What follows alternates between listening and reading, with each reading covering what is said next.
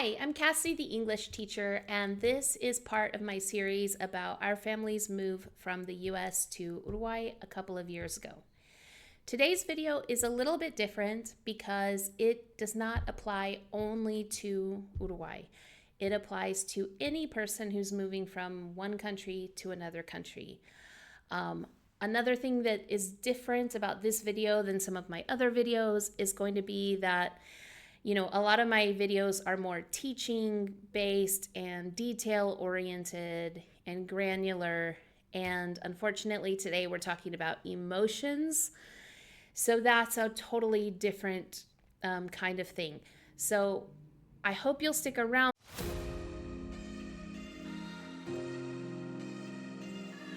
In my opinion, this video is actually more important than something like how to rent a home or how to buy food. It's actually something that I think that people kind of forget to consider when they are moving abroad, when they are immigrating somewhere. And I am seeing a big need for it as I'm working with people who are moving here more and more frequently. I think that this is an important thing to talk about. Now, I'm going to do my normal disclaimer that I'm not a psychologist, I'm not a social worker or a therapist of any kind, but I am an immigrant myself, and I spent 15 years in the US teaching English to immigrants and refugees. So from all over the world, in all different socioeconomic statuses, all of it. So I do feel like I have quite a bit of personal experience in this matter. And on top of that, because I always want to make sure that I'm giving accurate information, I did a ton of research about the emotional effects of moving. I did a lot of research about acculturation in immigrant and refugee groups. So if you look in the description below, I've linked all of the sources that I used. I read a book about culture shock. Most of a book about culture shock. It's a very heavy book, so I read the parts that were relevant to this video. I also read several peer-reviewed studies, things like that. So that's all going to be in the description below. So if this piques your interest and you want to learn more about something, there is so much. So this video is basically going to be me, after having read all of that, kind of trying to summarize it for you so that you, if you are considering moving abroad, you can do so with the full knowledge of what that looks like emotionally and what the struggles are going to be. Because I know that for certain, my family, there's so much stuff to do that you forget about the emotional part. And so it can kind of sneak up on you, and I don't want that to happen to you. So we're going to talk about it. Hopefully, knowing what's coming can help you prepare better. So let's get started. There are a couple of models that people use to describe the acculturation process. That's what's used now. Acculturation is instead of using culture shock or assimilation, it's acculturation. The idea of moving to a new place and trying to fit in and make your life there and feel good and live there forever, right? There's a couple of different models about that. The most popular one, and honestly, this one resonated with me the most, is the U-shaped model. Before I even started to think about this video or do the research for this video, this is how I would constantly describe my journey of moving here. So it includes 4 stages. The first stage is the honeymoon stage, which is as it sounds. You're at a new place. You still feel like a tourist, kind of. It really feels like going on vacation somewhere because even though you know that you're moving there, it's still, everything's new and exciting. Everything you do is, you have a positive spin on it. Usually like you're like, ooh, let's go grocery shopping. Let's go see what they have that's different here. I wonder what flavors of chips they have here. Da, da, da. Everything's new.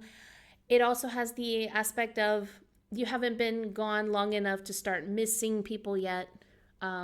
So, if you think about it, if you went on a month-long vacation somewhere, you wouldn't get homesick because you're going back, right? So that first couple of months of moving abroad, you're kind of in this honeymoon phase. After the honeymoon phase, though, you take a little bit of a dip. And I think that this is what, if you get nothing else from this video, I want you to know that this dip is coming.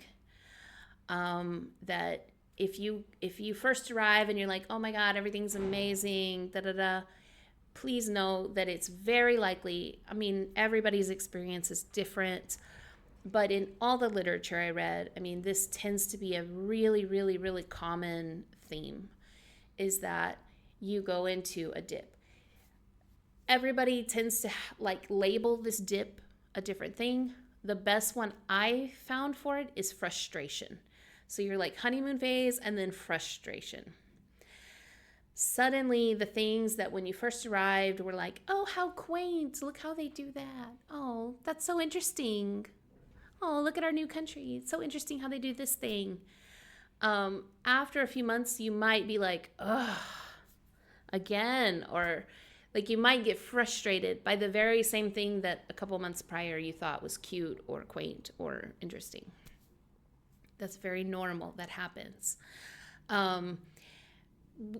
I'm going to break down, after I kind of give the basic trajectory, break each stage down more and more. But just so you know, like this frustration phase comes. This is often when people leave and go back home. If somebody's motivation for moving, depending on that motivation, this is the phase where people might start to say, oh, I've made a huge mistake, and want to leave. But it's normal. Everybody goes through that. Probably not every single person, but most people go through this frustration stage.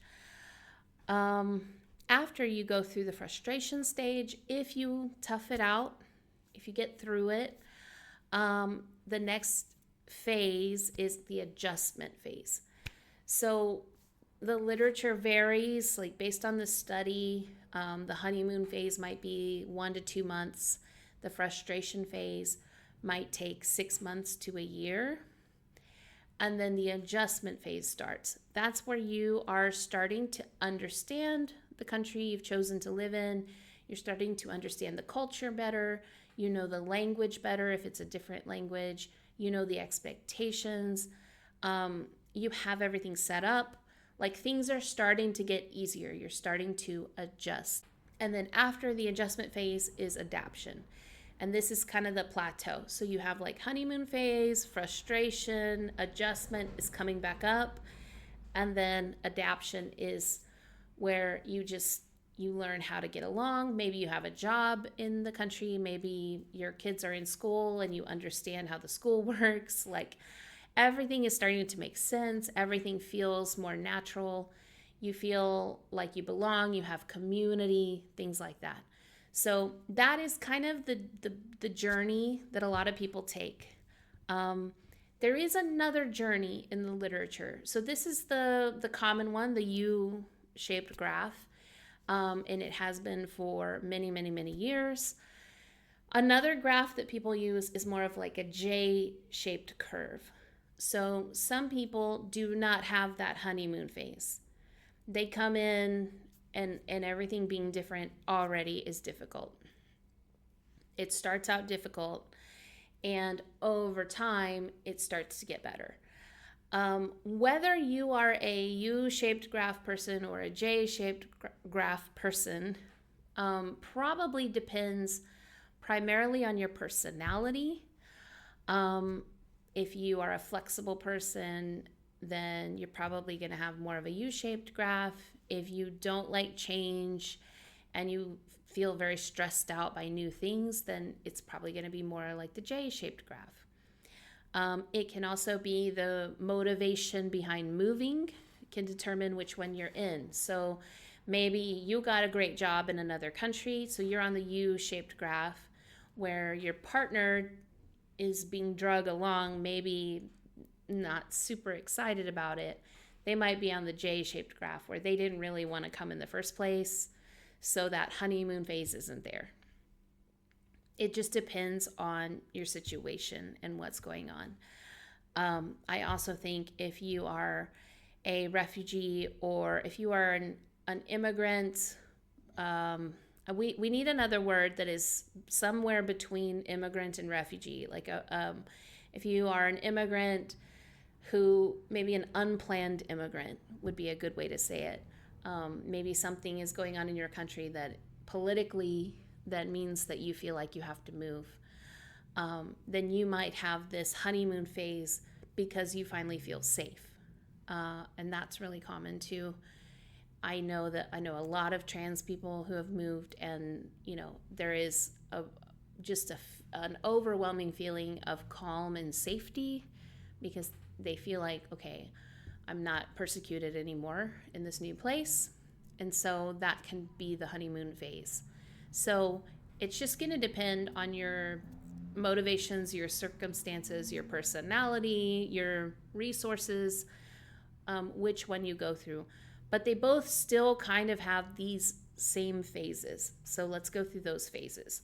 So the honeymoon phase, I feel like it doesn't really need to be explained that much. You're in a new place, it's exciting, or maybe you feel safe for the first time in a long time. All of that, that's pretty self-explanatory. That usually lasts 1 to 2 months. Another part of the honeymoon phase is you don't miss people yet as much. You maybe haven't been through any major holidays yet. So it's a lot easier to be positive and things right off the bat when you first arrive. Because you're not really experiencing the homesickness yet. But after a couple of months, it is pretty likely that you're going to experience some frustration. No matter how excited you are about your new home, no matter how much you like the new culture that you are in, it doesn't matter. You're going to go through a phase of frustration. Part of this is timing. Like after a couple of months, you do start to feel homesick. You do start to miss your friends. You do start to miss your family. And at the same time, but for that first 6 months to a year, you don't have new friends yet. I mean, you can make friends quickly, but it takes some time to really develop a friendship. So at first, you're not going to have that replacement community. So you're going to feel homesick at the same time as not having a lot of community to be there to lift you up. That's really, really, really hard. And you may even, it's likely that at some point during this phase, you'll go through a holiday season where you will be missing your food, your family, certain events that you had in your culture. All of that kind of compounds to be really, to be frank, really, really depressing, really, really isolating. And I think that if you are going to move abroad, you need to know that that's coming. Don't be naive. Don't think, well, it's not going to happen to me. I promise it's going to happen to you. Like you're going to get in a bit of a slump. That is part of it. And you have to be aware of that. I kind of think of it as like having a newborn, right? Like you have this newborn baby and you don't know the first time, but when you have that second baby, you're like, this is gonna suck so much, right? I'm not gonna sleep for like 2 years and that's gonna be horrible, right? Like that there's gonna be this really hard thing. And so you kind of get yourself mentally prepared for that. And you say, okay, I know that this isn't going to be forever. The baby is eventually going to sleep, right, through the night, eventually. Like, this is a temporary part of life. I think you kind of have to think about this frustration stage the same way. You didn't make a huge mistake. This is part of it. Like, nobody has a newborn baby and says, I made a huge, well, some people do, but most people realize I didn't make a mistake. It's just hard right now, right?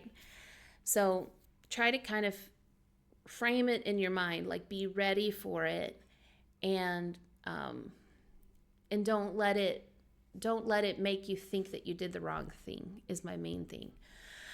Part of the frustrations, okay, so that, like, the loneliness is part of it. The uncertainty is also part of it.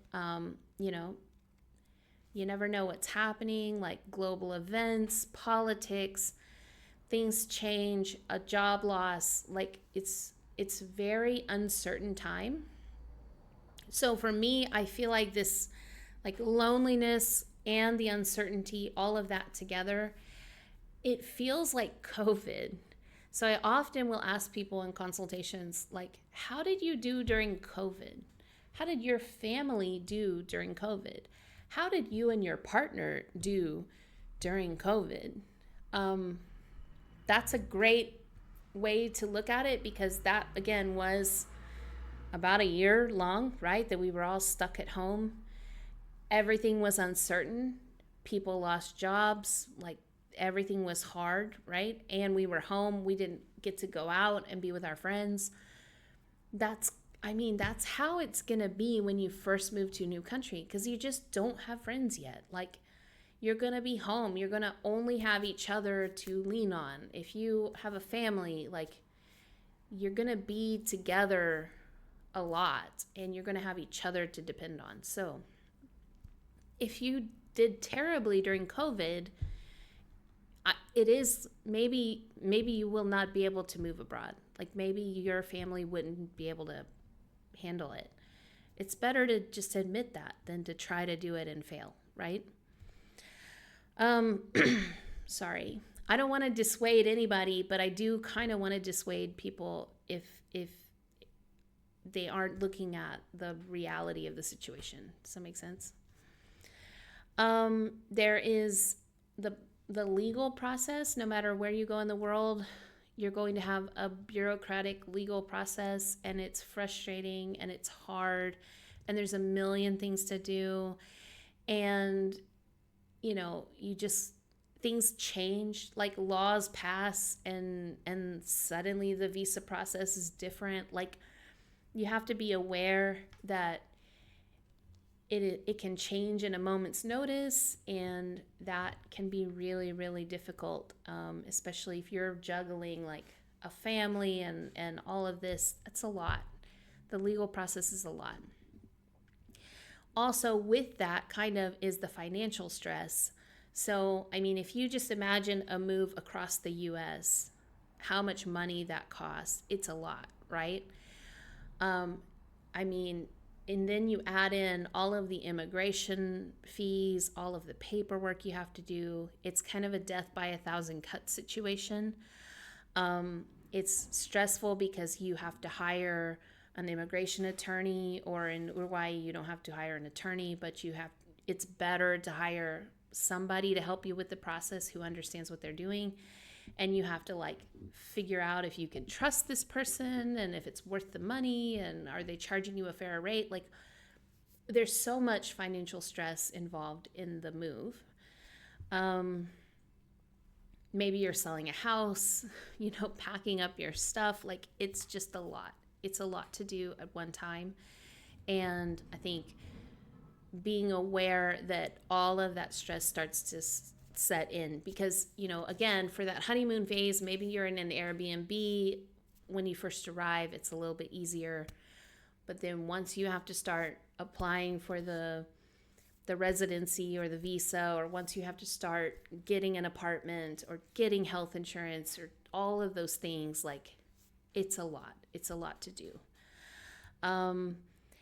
Frustration over cultural differences. So when you first arrive, you kind of don't realize what's going on. You're kind of deer in the headlights and just kind of trying to get basic things done. But as you are trying to acculturate more, you're trying to form relationships, you're trying to join clubs, maybe your kids are in a school, maybe you get a job, and you're interacting with people in a more complex way. And that's tough because even if you move to an English speaking country, or a country that speaks the same language as you, there's cultural differences. The expectations are different, and being aware that that's going to happen and you're going to feel awkward is really key. It's because you're going to feel very awkward a lot because you don't understand what's going on, and that can't be avoided no matter where you move. And then the language barriers. If you move somewhere that doesn't speak your first language, I mean, it's going to be really, really challenging in this phase, especially because even if people in your chosen country are kind and give you plenty of grace with translation apps and things like that, it's just mentally exhausting to think in a second language all day long. It just becomes where you're even something like going to the grocery store or going to get a haircut, something very simple that in the US would not be a big deal. It's so hard. Like your brain has to be ready to do this thing in another language, and it's just exhausting. It's draining. So it's very frustrating. Like, I really want to really convey how hard that period of time is. It's very, very hard. It's hard for everyone, okay? So just be ready for it. Again, be ready for it. After you come out of the frustration phase, you're in the adjustment phase. And this is where you start to understand how things work. Not completely. I will tell you, we've been here for a couple years and it's like tip of the iceberg. Like, I can get by, but I still don't understand a lot of what's going on. But you can get by. You might have a job. You might be in school, or your kids are in school. You have community. You're on sports teams, things like that.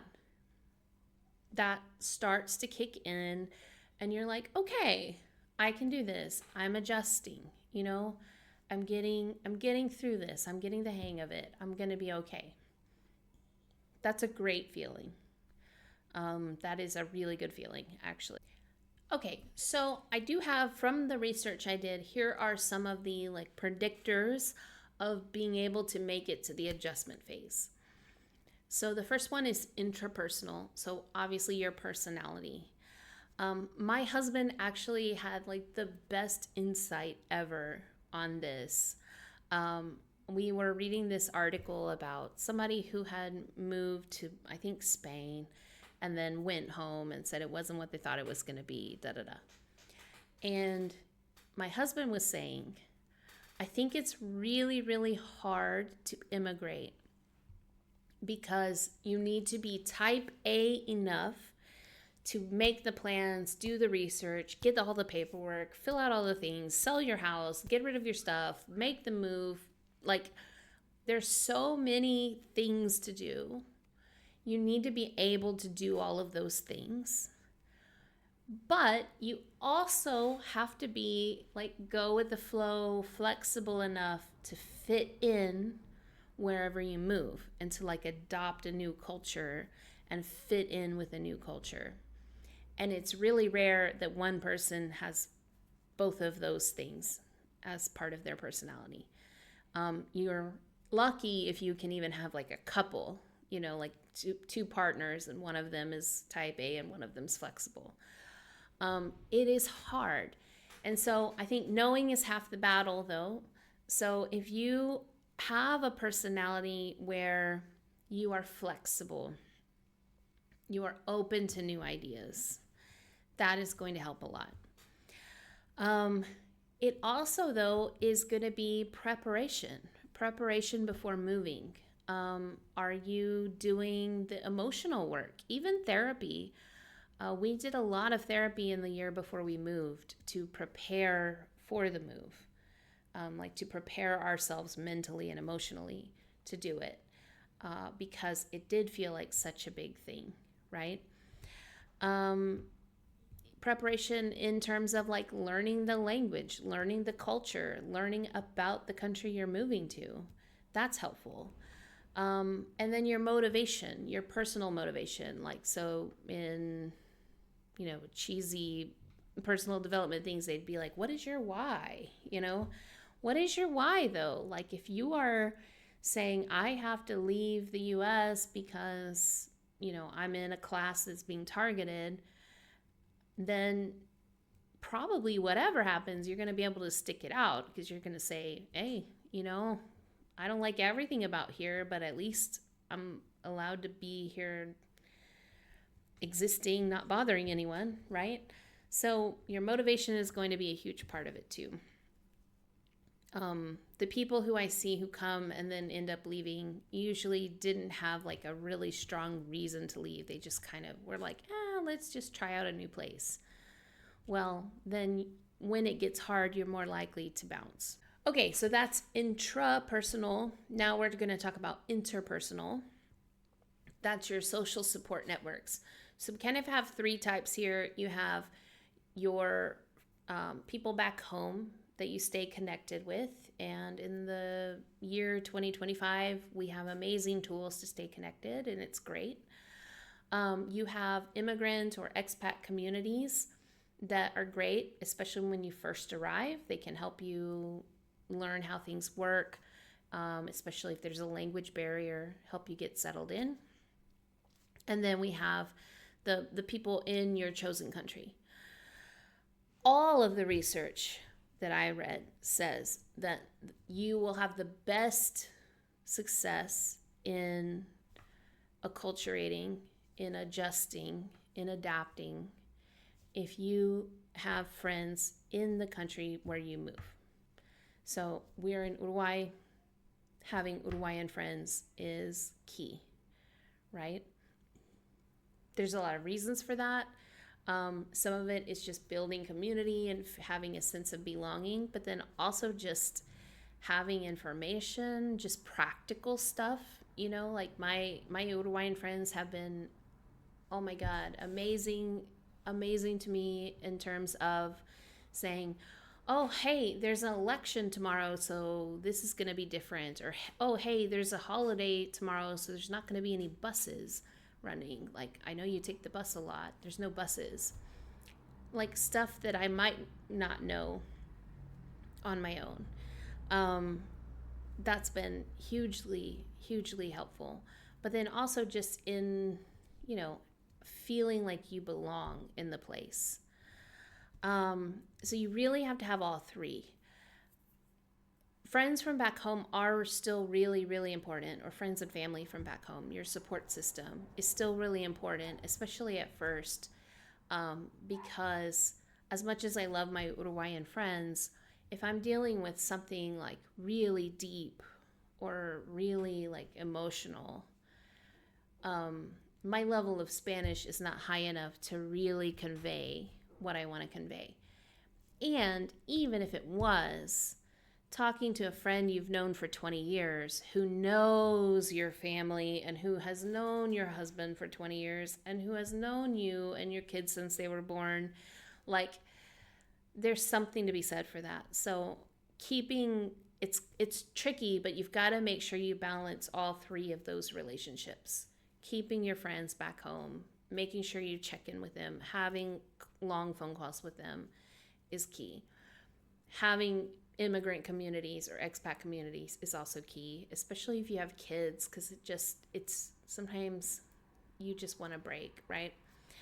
But also working really, really hard to make friends in your chosen country is going to be so, so, so key. Okay. The intergroup is like the fancy term in this study that I'm pulling this from, is basically how your new country feels about you.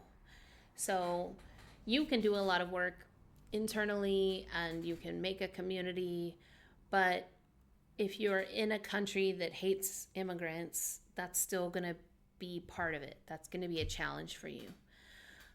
So it's nice to do the research and make sure you're moving somewhere where they are going to embrace you as an immigrant.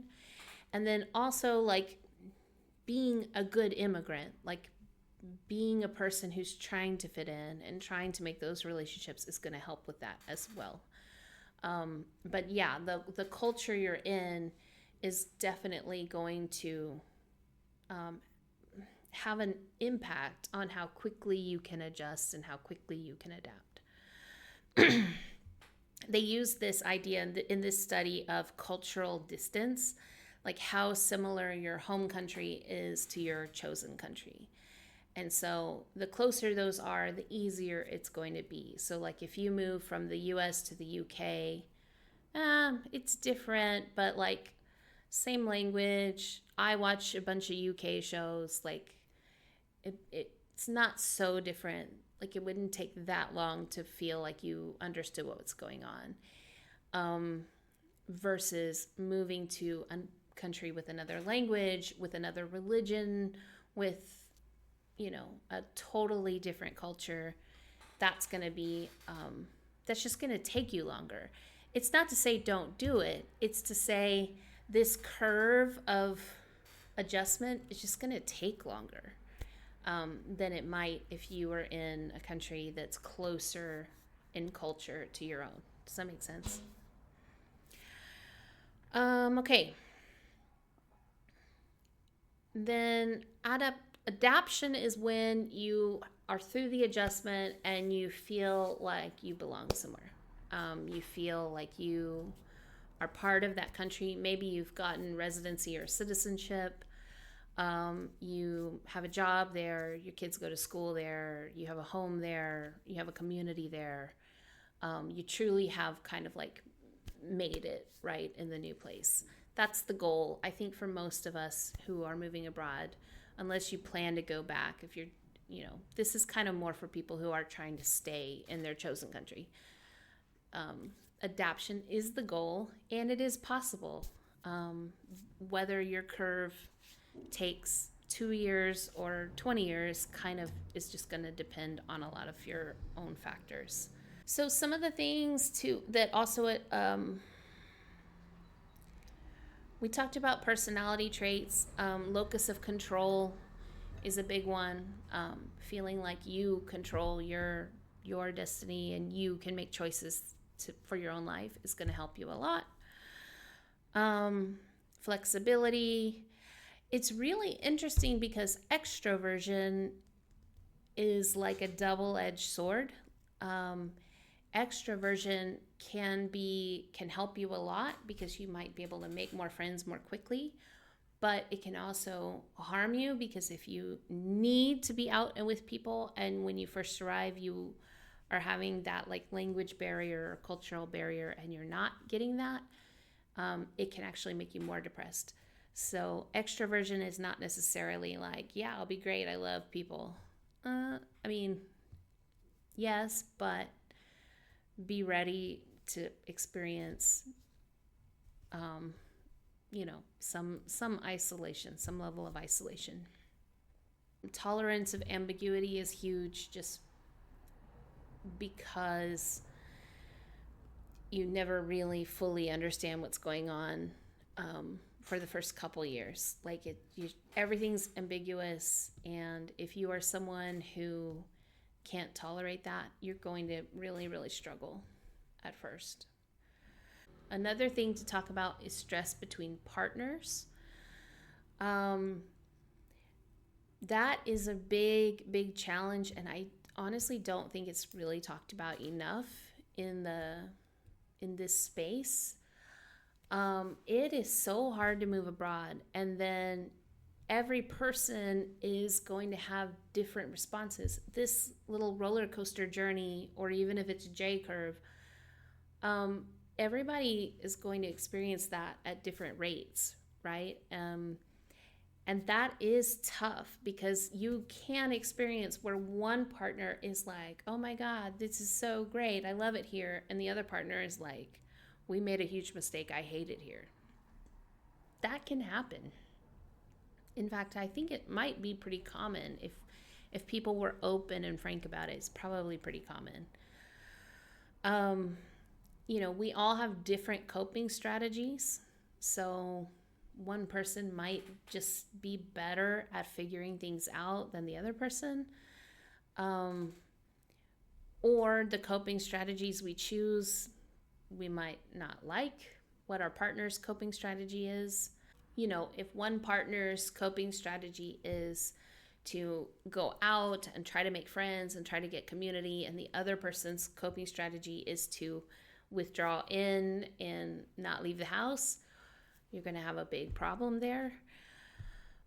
We process at different rates. Some people process things really quickly and get used to things really quickly, and for others, it takes a long time. Something I found pretty difficult is the lack of mental health care. We are in a country that is my second language, so I can go to the doctor for a stomach problem or when my knee hurts or something like that, and that's one thing, but it's very hard to do therapy in another language. Like, you need to be able to convey your thoughts. So there may be a lack of therapists. There may be a lack of marriage therapists. So kind of knowing that might be a struggle if that's something that you rely on, or even if it's not something you typically rely on, this would be the time you need it and you may not have access to it.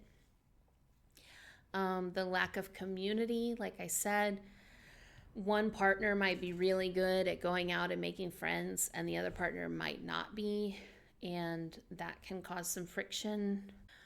So again, I think it's going into it eyes wide open.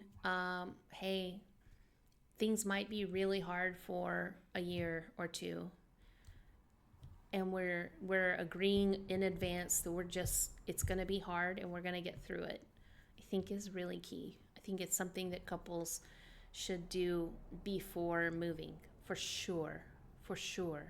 Be on the same page. Know that it's going to be hard.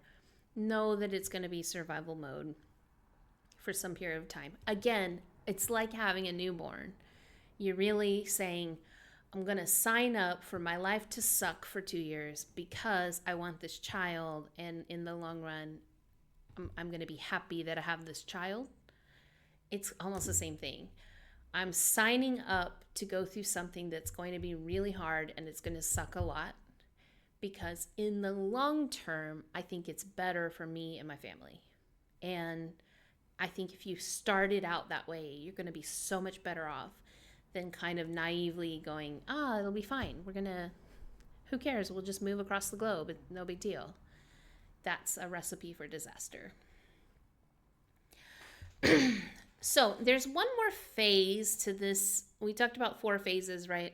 There is kind of like a preface, right? A pre-departure stage. The pre-departure stage is interesting because I think, again, people are going to approach it very differently.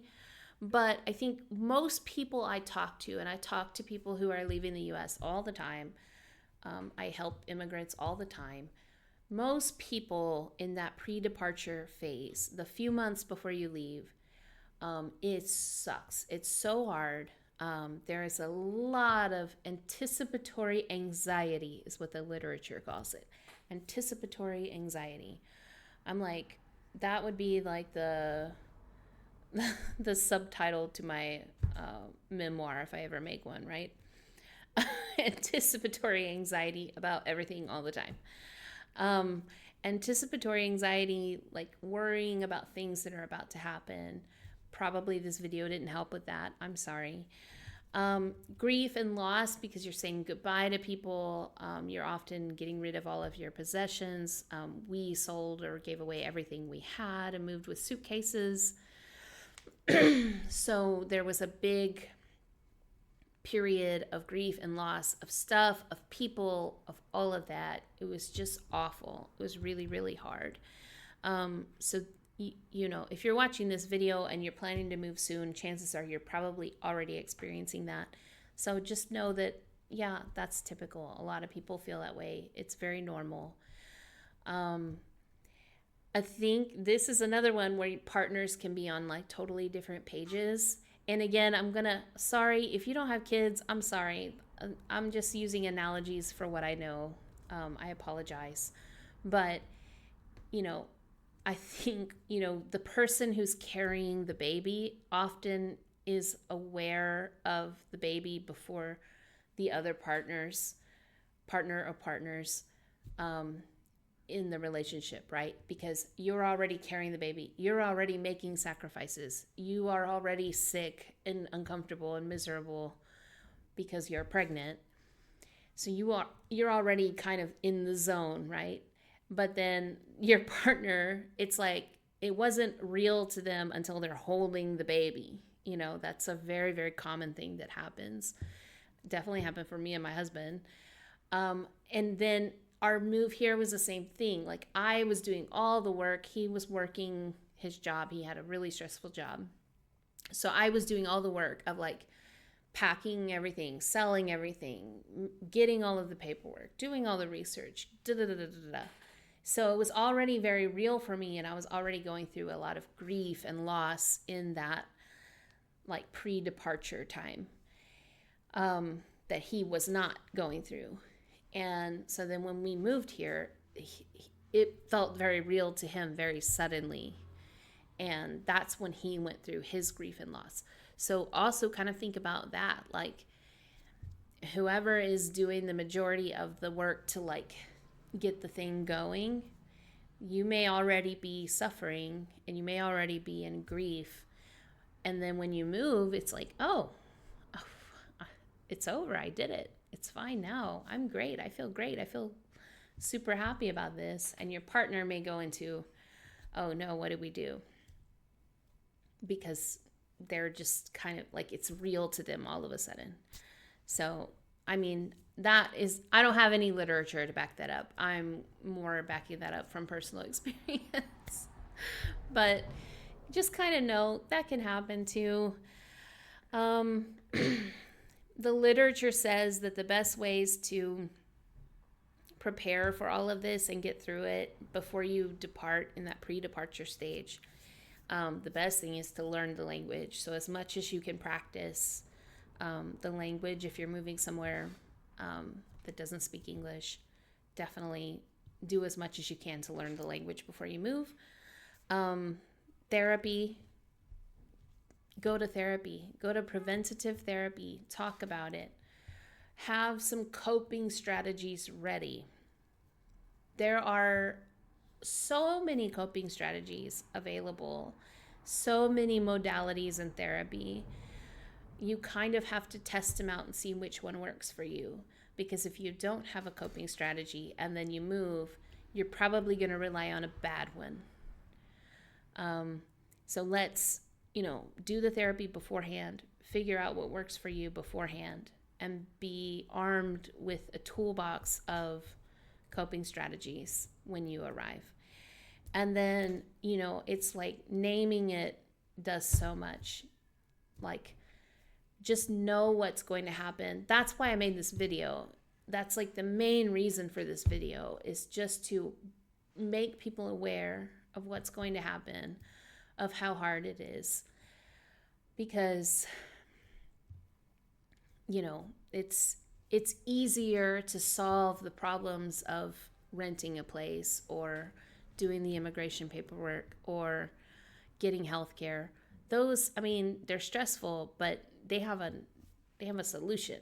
Like you talk to the right person, you get it solved. You pay the right amount of money and it's solved. There's no amount of money you can pay to get rid of homesickness. There's no special article you can read to get rid of homesickness or the feeling that you don't have a community or the overwhelming nature of being in a place where you don't speak the language. There's no easy mode to get rid of that.